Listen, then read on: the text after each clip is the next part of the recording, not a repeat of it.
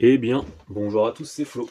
Et aujourd'hui, on se retrouve pour un avis comics sur le Superman Space Age de Mark Russell, Michael Red et Laura Alred aussi. Donc, c'était le récit Superman que j'avais pris pour le Superman Day qu'il y a eu en France. Il est sorti peut-être une semaine ou deux avant. Et globalement, j'avais quasiment tout ce qu'il y avait en sélection par rapport à Superman. Et celui-là, je le voulais vraiment parce que le couple Alred en fait. Et j'aime beaucoup leur style. Alors, je vais vous parler vite fait de ce très bon récit. Moi, j'ai beaucoup apprécié. Euh, j'ai beaucoup apprécié ce Superman. Donc, ça parle de quoi, tout simplement? On va suivre un Superman d'une autre Terre. Donc, il fait pas partie de la continuité, de ce que j'ai pu comprendre. Mais il fait pas partie de la continuité. On va le suivre des années 1960 à 1080. Et au début, on apprend que bon, ce monde va disparaître. Et comment il va faire pour essayer de le sauver, entre guillemets. Hop, il y a un truc. Et du coup, comme je vous dis, on va le suivre dans les années 60. Et on va voir aussi, du coup, le moment où il va commencer à porter son costume, et pas seulement lui, il va y avoir aussi Batman, il va y avoir aussi Green Lantern, voilà, Al Jordan, Luthor aussi. On va voir Luthor prendre de plus en plus de place aussi, euh, parce que dans les années 60, il va y avoir ce moment où tout va basculer, en fait, l'assassinat de JFK. En fait, l'assassinat de JFK, ça va déclencher en fait l'âge des super-héros. Euh, L'âge des capes volantes, l'âge des hommes au collant. Voilà, c'est ça qui va tout faire décoller. Donc, vous avez après euh, Lex Luthor qui va essayer de récupérer euh, un gros contrat, entre guillemets, pour, vous savez, cette guerre contre les Russes. Parce qu'en fait, du coup, il y a un gros jeu d'échecs politique là-dessus. Ouais, vous avez du coup Lex Luthor qui veut faire une guerre atomique et Bruce Wayne qui veut faire pas une guerre atomique, mais lui il veut mieux préparer les soldats avec voilà, des costumes, des uniformes blindés, ce qui va du coup lui servir plus tard pour son costume de Batman tout simplement. Magnifique. Magnifique forteresse de solitude. J'ai perdu mon mot, c'est ouf. Et donc là, on est à Jor-El, la présentation de son costume. Donc là, c'est bon, il va le porter, il va y aller. Son arrivée à Smallville, sa rencontre avec, du coup, Lois Lane, et c'est à ce moment-là qu'on va lui donner un petit peu les... comment on appelle ça? euh, Pas les tarés, ça serait méchant de dire ça. Mais des petites, euh, des petites postiches où il y a des gens qui sont un petit peu illuminés. Ouais, je crois que c'est ça qu'ils les appellent, les illuminés. Donc voilà. Et c'est là qu'il va rencontrer Paria. Donc, et c'est là que Paria, lui, va lui parler de l'anti-monitor qui va venir pour euh, détruire son monde. Et il va lui dire, eh, dans 20 ans, il va se passer un truc de fou. Donc là, je vous ai dit, c'est Bruce Wayne qui explique ce nouveau costume, aussi les véhicules blindés, tout ce qui va faire plus tard, du coup, son côté Batman. J'essaie de passer rapidement, mais vous voyez, comme ça vous pouvez voir aussi un petit peu le côté graphique. Donc, puis ça m'énerverait de vous spoiler. Pour ça, je vais essayer de m'arrêter un petit peu avant, parce que moi j'ai vraiment bien aimé. Et j'ai pas envie que vous voyez le twist de fin, entre guillemets. Juste vous montrer un petit peu les super-héros qui vont venir. Voilà. Et voilà, Al Jordan. Voilà, on est en train de suivre les Green Lantern Saga. Al Jordan qui devient Green Lantern, et ça me donne juste envie de voir du Green Lantern fait par le couple Alred. Simplement. Alors je peux comprendre que ça puisse pas plaire. Le style graphique il est très spécial, mais non, moi j'accroche. Moi sincèrement, j'aime bien son style. Très pop. Voilà. Donc là, le début de Batman aussi.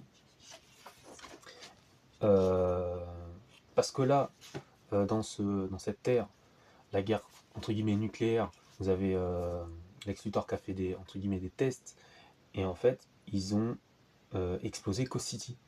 C'est de là que c'est de là qu'après lui il va se faire enfermer. Vous avez Superman qui va réussir à bloquer tous les missiles, il va les enterrer sur la Lune. Mais dans cette terre, c'est Coast City qui se fait exploser. Donc comme dans du coup ça fait le parallèle avec Emerald Twilight que j'avais lu et avec qui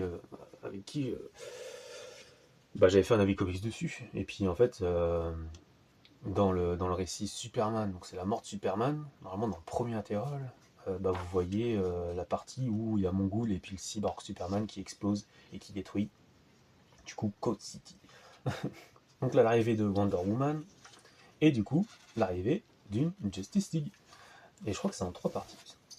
Donc, je vais pas non plus en parler, vous avez le Flash et tout qui va arriver. L'interview avec Lois Lane, vous avez un petit moment marrant parce que là il est en train de bloquer un astéroïde qui va exploser, qui va arriver sur Terre. Et avec Lois Lane, il arrête pas de... À un moment donné, il va lui dire ouais, vous faites quoi de bien et tout. Il fait bah je sais pas, je viens d'arrêter un astéroïde qui allait exploser la Terre. Ok, et en fait ça va être un running gag tout le long de du deuxième chapitre. L'arrivée de Brainiac, Brainiac qui fait flipper franchement. Moi j'aime beaucoup son design. Et Maxwell Lord. Ouais, il y a quand même une belle brochette de personnages. Euh, Batman, vous voyez Batman. C'est vrai que Batman a quasiment un quart de présence dans ce bouquin. C'est Superman, le personnage principal, mais je trouve que Batman, il a quand même pris une bonne partie du livre. Donc, je vais pas non plus aller plus loin, parce que Brainiac, lui, il arrive pour dire bon, moi je vais prendre les ressources de ta planète et tout, de toute façon, parce que elle va être détruite. Donc, je te préviens et tout. Ouais, je peux sauver qu'une personne, bien sûr, c'est toi, parce qu'il connaît quand même le délire des Kryptoniens. Donc voilà, tout est garanti. Là, vous allez voir qu'en fait, la relation aussi, Lois Lane, Superman, ça va avoir du mal. Puis à la fin, ça va se matcher. Donc voilà. J'ai pas envie de. Je pense que je vais m'arrêter au deuxième chapitre. Comme ça, je vous montre pas le troisième. Bien sûr, leur enfant et tout ce qu'il y a autour de la, du Lord Superman. Bon, contenu quand même, contenu. Mais moi, je trouve que ça fait vraiment plaisir. Ah, une belle. Moi, sincèrement, c'est vraiment très bon. Côté graphique, moi, c'est 500%. Côté histoire, j'ai beaucoup aimé aussi. Je pense que je le relirai. Je pense que ça va faire partie des livres que je relirai. Je m'arrête là parce que sinon, je vais spoiler quelque chose. Parce que bien sûr, c'est une terre, c'est une autre terre. Donc, il y a des conséquences. Et les conséquences, bah, du coup, bah, ils seront directs. Hein. Il n'y aura pas de retour en arrière ou quoi que ce soit. J'ai juste envie que vous découvriez comment ça va se passer, comment il va, entre guillemets, sauver son humanité. Donc voilà, moi c'est un gros. En 2025, et ça fait partie de. Il rentre dans mon top 10, déjà, pour vous dire. Après, je sais pas dans quelle place, mais je pense que c'est vraiment l'un de mes préférés de cette année pour l'instant. Et il n'a pas démérité cette place. Donc voilà, je vous ai pas tout montré parce que j'ai peur de vous spoiler, parce que ça serait dommage quand même de gâcher ça. Voilà, si vous hésitez à le prendre, moi je vous dis juste, bah, allez-y. S'il y a du Batman cette année à prendre, c'est ça, avec le film qui sort. Moi, je pense que ça peut être quelque chose de sympathique. Euh, Après, est-ce que c'est le premier à prendre? Moi, je pense pas.